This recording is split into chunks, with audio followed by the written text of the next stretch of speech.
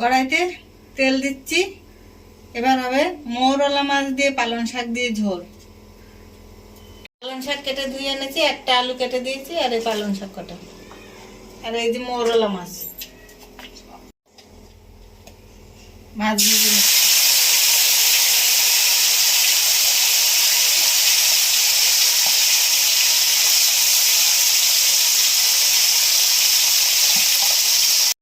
ভাজা হয়ে গেছে, তুলে নিচ্ছি।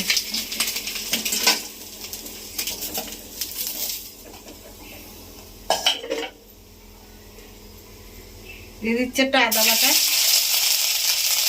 পালং শাকগুলো দিয়ে দিচ্ছি।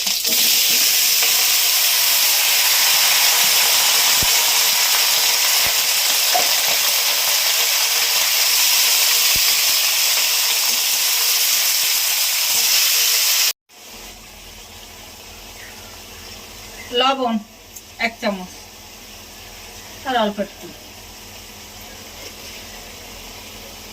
এতে কটা কাঁচা লঙ্কা আমি দিয়ে দিয়েছি এতে। এবার দেবো হলুদ,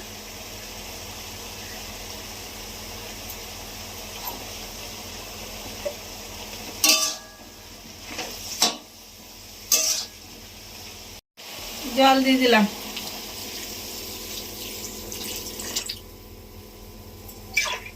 ঝোল ফুটে গেছে, মাছগুলো দিয়ে দিচ্ছি। এইভাবে রান্না করে আপনারা বাচ্চাদেরও খাওয়াতে পারেন, খুব উপকারী জিনিস পালং শাক।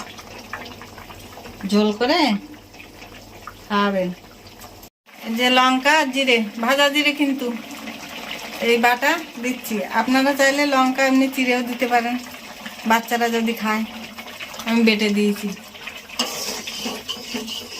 গোলমরিচ বেটে দিতে পারেন। তরকারি হয়ে গেছে, নামিয়ে দিলাম। এই যে পালং শাক দিয়ে মরলা মাছ দিয়ে ঝোল, একটা আলু দিয়ে হালকা করে।